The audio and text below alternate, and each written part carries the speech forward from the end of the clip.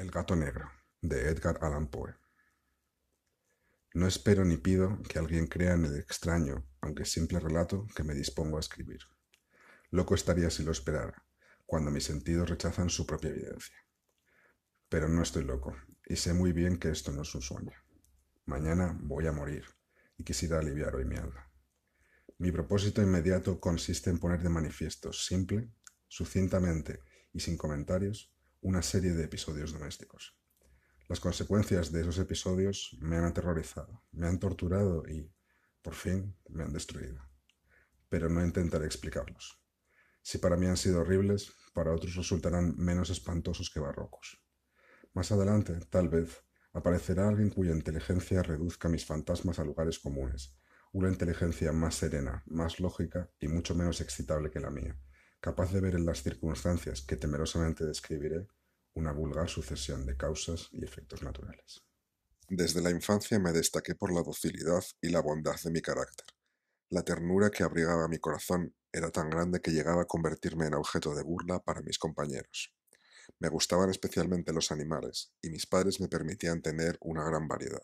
Pasaba a su lado la mayor parte del tiempo, y jamás me sentía más feliz que cuando les daba de comer y los acariciaba. Este rasgo de carácter creció conmigo, y cuando llegué a la virilidad se convirtió en una de mis principales fuentes de placer. Aquellos que alguna vez han experimentado cariño hacia un perro fiel y sagaz no necesitan que me molesten explicarles la naturaleza o la intensidad de la retribución que recibía. Hay algo en el generoso y abnegado amor de un animal que llega directamente al corazón de aquel que con frecuencia ha probado la falsa amistad y la frágil fidelidad del hombre. Me casé joven y tuve la alegría de que mi esposa compartiera mis preferencias. Al observar mi gusto por los animales domésticos, no perdía oportunidad de procurarme los más agradables de entre ellos. Teníamos pájaros, peces de colores, un hermoso perro, conejos, un monito y un gato. Este último era un animal de notable tamaño y hermosura, completamente negro y de una sagacidad asombrosa.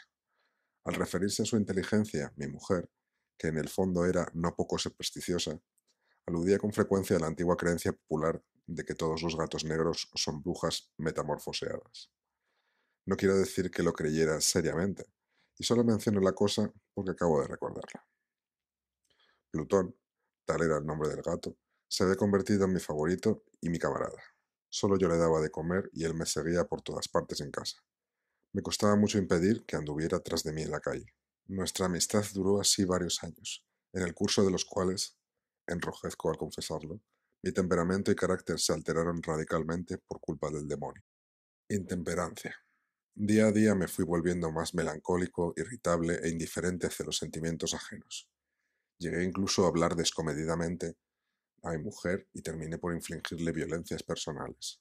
Mis favoritos, claro está, sintieron igualmente el cambio de mi carácter. No solo los descuidaba, sino que llegué a hacerles daño.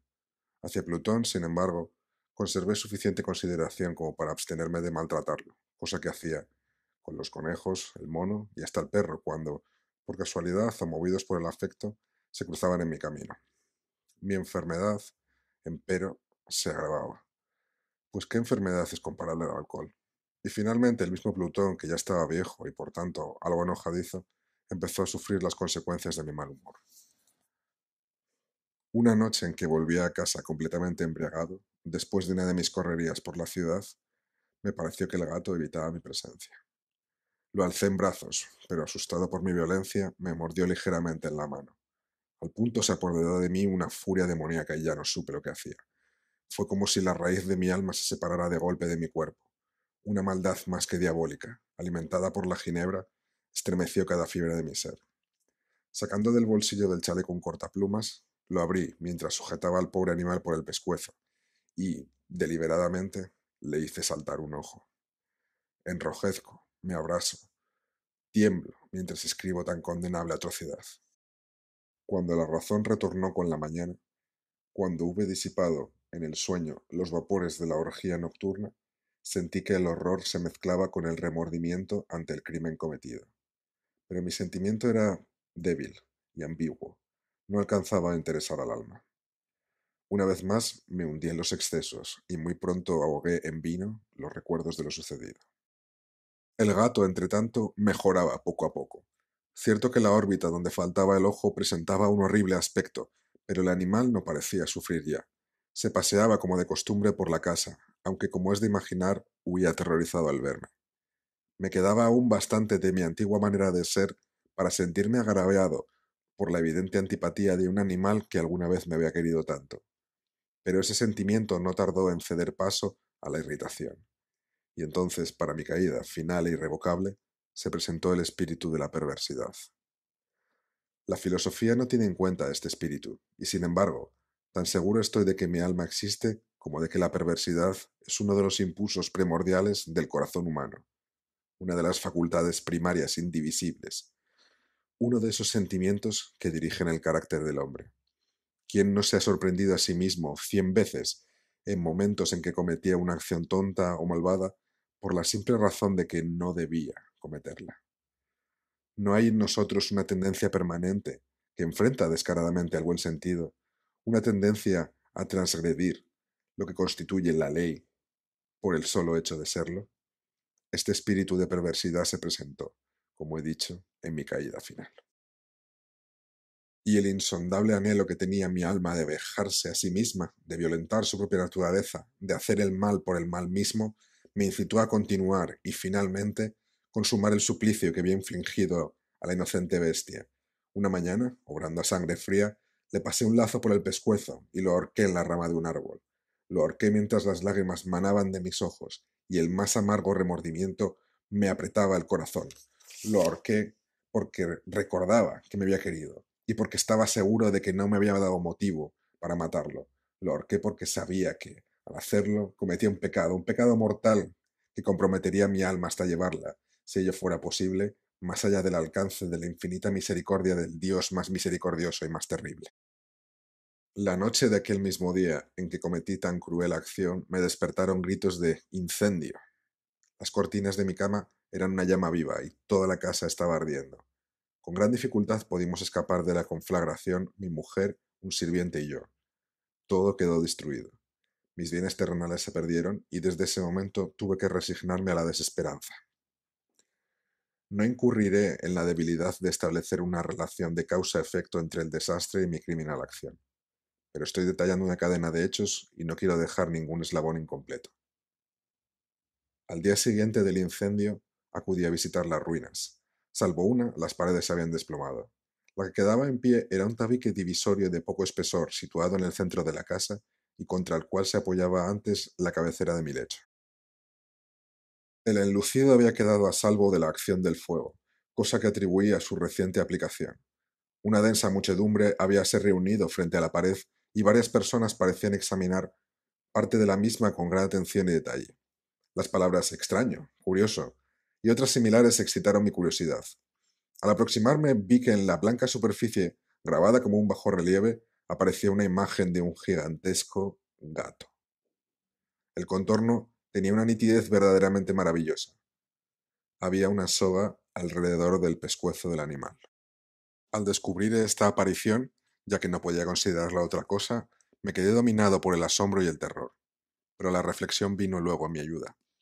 Recordé que había ahorcado al gato en un jardín contiguo a la casa. Al producirse la alarma de incendio, la multitud había invadido el jardín. Alguien debió cortar la soga y tirar al gato en mi habitación por la ventana abierta. Sin duda habían tratado de despertarme de esta forma. Probablemente la caída de las paredes comprimió a la víctima de mi crueldad contra el enlucido recién aplicado, cuya cal, junto con la acción de las llamas y el amoníaco del cadáver, produjo la imagen que acababa de ver. Si bien en esta forma quedó satisfecha mi razón, ya que no mi conciencia, sobre el extraño episodio, lo ocurrido impresionó profundamente mi imaginación. Durante muchos meses no pude librarme del fantasma del gato, y en todo ese tiempo dominó mi espíritu un sentimiento informe que se parecía, sin serlo, al remordimiento.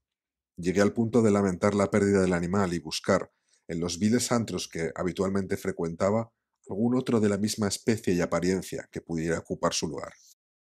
Una noche en que borracho a medias me hallaba en una taberna más que infame, reclamó mi atención algo negro, posado sobre uno de los enormes toneles de ginebra que constituían el principal moblaje del lugar. Durante algunos minutos había estado mirando dicho tonel y me sorprendió no haber advertido antes la presencia de la mancha negra en lo alto. Me aproximé y la toqué con la mano.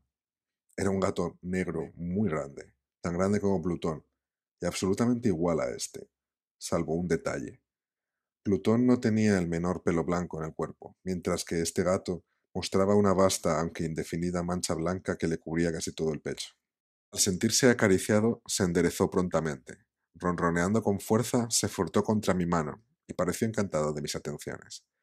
Acababa, pues, de encontrar el animal que precisamente andaba buscando. De inmediato propuse su compra al tabernero, pero me contestó que el animal no era suyo y que jamás lo había visto antes ni sabía nada de él. Continué acariciando al gato, y cuando me disponía a volver a casa, el animal pareció dispuesto a acompañarme. Le permití que lo hiciera, deteniéndome una y otra vez para inclinarme y acariciarlo. Cuando estuvo en casa, se acostumbró a ella de inmediato y se convirtió en el gran favorito de mi mujer. Por mi parte, pronto sentí nacer en mí una antipatía hacia aquel animal. Era exactamente lo contrario de lo que había anticipado, pero sin que pueda decir cómo ni por qué, su marcado cariño por mí me disgustaba y me fatigaba. Gradualmente, el sentimiento de disgusto y fatiga creció hasta alcanzar la amargura del odio. Evitaba encontrarme con el animal. Un resto de vergüenza y el recuerdo de mi crueldad de antaño me vedaban maltratarlo.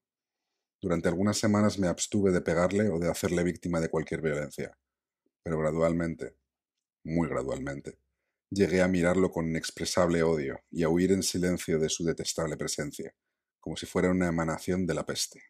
Lo que sin duda contribuyó a aumentar mi odio fue descubrir, a la mañana siguiente de haberlo traído a casa, que aquel gato, igual que Plutón, era tuerto. Esta circunstancia fue precisamente la que le hizo más grato a mi mujer, quien, como ya dije, poseía en alto grado esos sentimientos humanitarios que alguna vez habían sido mi rasgo distintivo y fuente de mis placeres más simples y más puros. El cariño del gato por mí parecía aumentar en el mismo grado que mi aversión.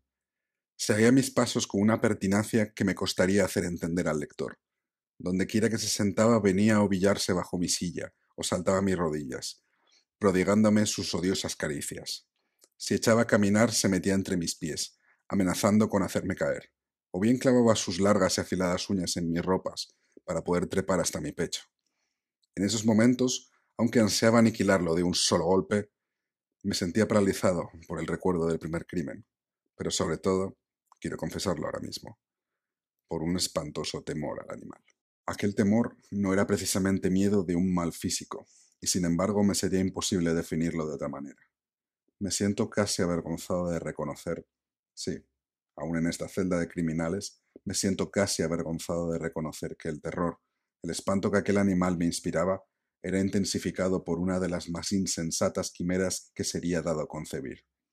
Más de una vez, mi mujer me había llamado la atención sobre la forma de la mancha blanca, de la cual ya he hablado, y que constituía la única diferencia entre el extraño animal y el que yo había matado. El lector recordará que esta mancha, aunque grande, me había parecido al principio de forma indefinida, pero gradualmente, de manera tan imperceptible que mi razón luchó durante largo tiempo por rechazarla como fantástica, la mancha fue asumiendo un contorno de rigurosa precisión. Representaba ahora algo que me estremezco al nombrar, y por ello odiaba, temía, y hubiera querido librarme del monstruo si hubiera sido capaz de atreverme. Representaba, digo, la imagen de una cosa atroz, siniestra, la imagen del patíbulo, o lúgubre y terrible máquina del horror y del crimen, de la agonía y de la muerte. Me sentí entonces más miserable que todas las miserias humanas.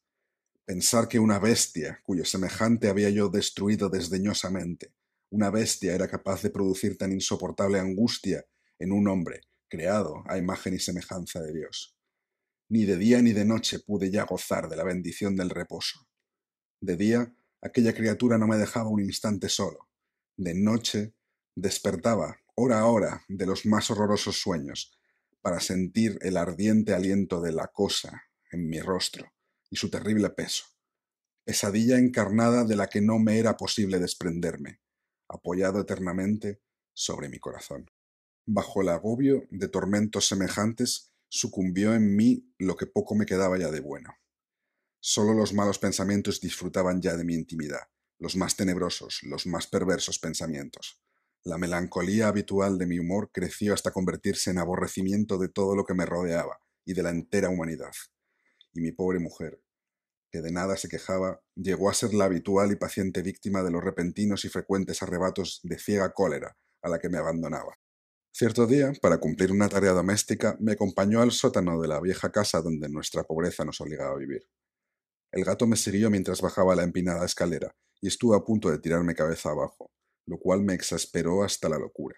Alzando un hacha y olvidando en mi rabia los pueriles temores que hasta entonces habían detenido mi mano, descargué un golpe que hubiera matado instantáneamente al animal de haberlo alcanzado.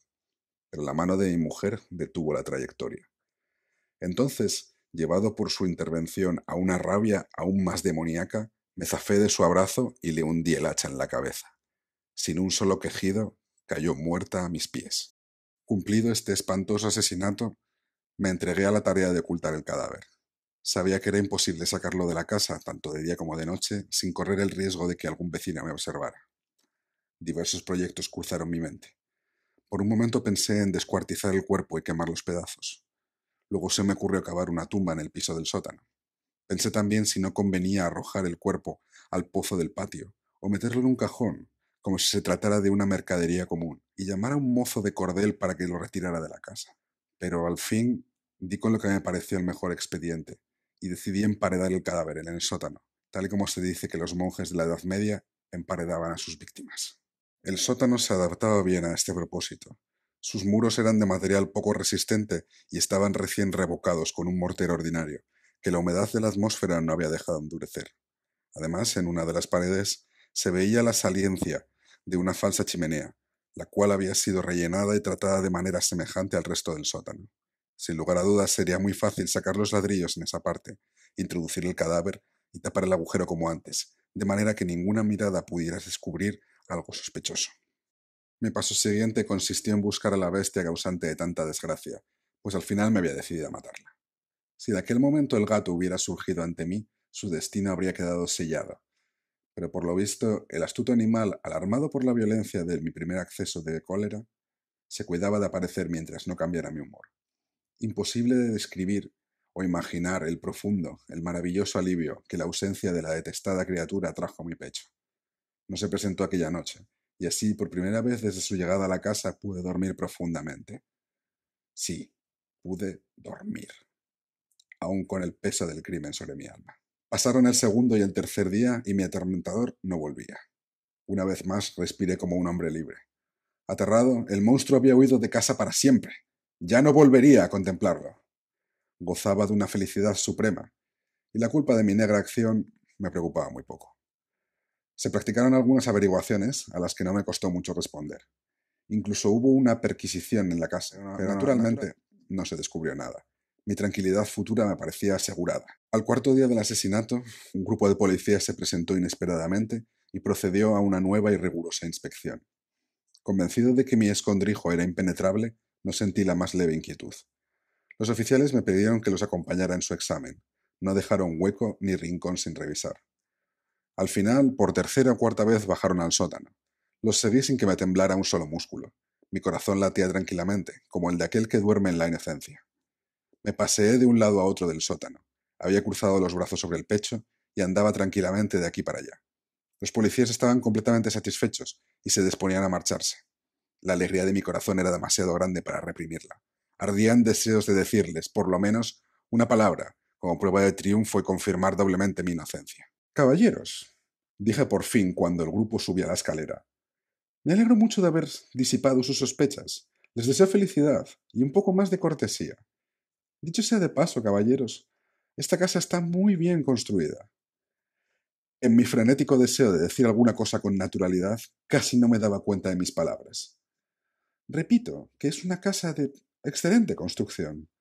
Estas paredes... Ya se marchan ustedes, caballeros. Tienen gran solidez. Y entonces, arrastrado por mis propias bravatas, golpeé fuertemente con el bastón que llevaba en la mano sobre la pared del enladrillado, tras de la cual se hallaba el cadáver de la esposa de mi corazón. Que Dios me proteja y me libre de las garras del archidemonio. Apenas había cesado el eco de mis golpes cuando una voz respondió desde dentro de la tumba, un quejido sordo y entrecortado al comienzo, semejante al sollozar de un niño, que luego creció rápidamente hasta convertirse en un largo, agudo y continuo alarido, anormal, como inhumano, un aullido, un clamor de lamentación, mitad de horror, mitad de triunfo, como solo puede haber brotado en el infierno, de la garganta de los condenados en su agonía y de los demonios exultantes en la condenación. Hablar de lo que pensé en ese momento sería locura. Presa de vértigo, fui tambaleándome hasta la pared opuesta. Por un instante, el grupo de hombres en la escalera quedó paralizado por el terror. Luego, una docena de robustos brazos atacaron la pared, que cayó de una pieza. El cadáver, ya muy corrompido y manchado de sangre coagulada, apareció de pie ante los ojos de los espectadores. Sobre su cabeza, con la roja boca abierta y el único ojo como de fuego, estaba agazopada la horrible bestia cuya astucia me había inducido al asesinato y cuya voz delatora me entregaba al verdugo. Había emparedado al monstruo en la tumba.